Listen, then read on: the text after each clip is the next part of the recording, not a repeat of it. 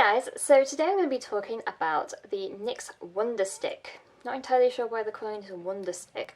And it is a cream contour and highlighting duo stick. I have been looking for a cream contour for quite a while. I find that creams that are for paler skins are really difficult to find. This one has quite a light colour. It's not the lightest, but it is a more of a yellow undertone, so it kind of matches my skin quite well.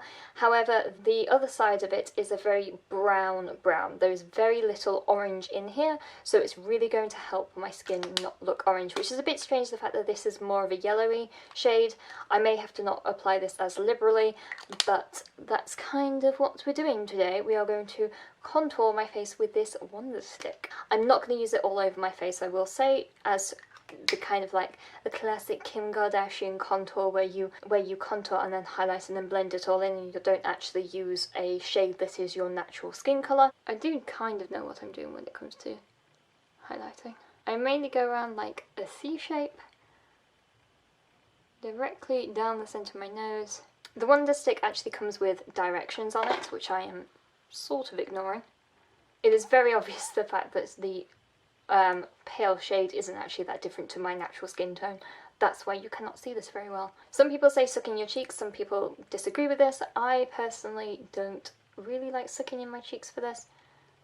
And then I'm going to basically make an E shape. It should match down to the bottom of your eyes, so I've actually gone too far down there.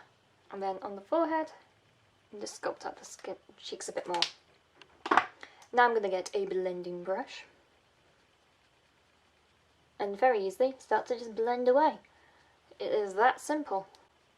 I'm using a Real Techniques blending brush. I think this is actually genuinely their contour brush. I will say the product isn't dragging that much. I will switch between a concealer brush and the regular blending brush. It is blending out really well. I think possibly too well, although there is a distinct difference, I feel. Maybe it's just slightly more buildable. So I've practically blended that out into nothing. I've completely forgotten about my nose, so let's just do that quickly. Let's pretend I always did that. I think the pigmentation and the way that it's actually blending out means that it is A, buildable, but B, you can do very subtle looks with it. Because I sometimes feel like contour things can be very severe and quite harsh. Because I think some people's contours can just be a bit too, as in when you look at them sideways on, it's basically just like a brown streak and a white streak and another white streak, which isn't very good. To kind of balance out the face and finish it off, I'm just going to put some blush on. This is a Ciate blush, which brings some colour in my cheeks.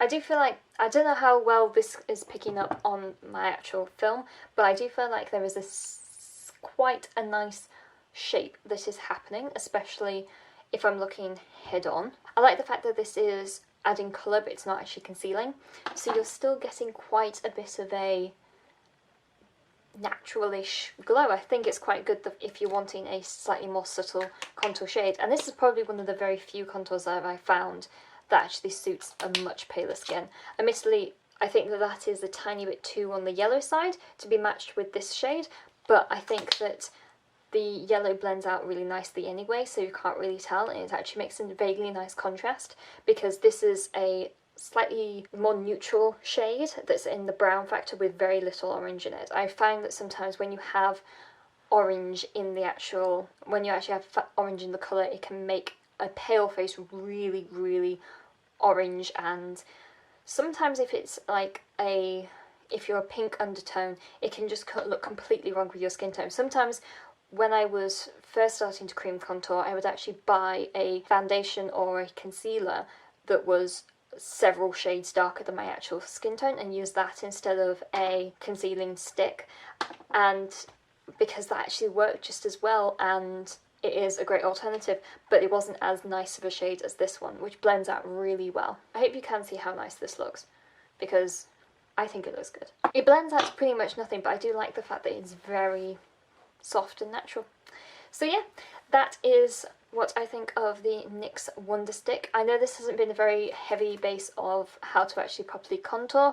I've done several contour videos before if you want to check those back for referencing, but this is with a cream contour kit, as the rest of them I did with powder, which in some ways I still do prefer, but as I'm kind of wanting a more dewier glow, especially for example in summer where I'm not wanting to use a lot of powder, this can be a nice alternative. So I will pin this down right for spring and summer, but we're still entrenched in winter, so I will still be using powders. If you do want to just powder up your face, which will be quite advisable because it has set but it still feels a bit sticky, so perhaps some translucent powder would work a treat. The NYX translucent powder, the very finely ground, basically the chalk white one, is really great. And that is all for today, and I shall see you guys later. Bye!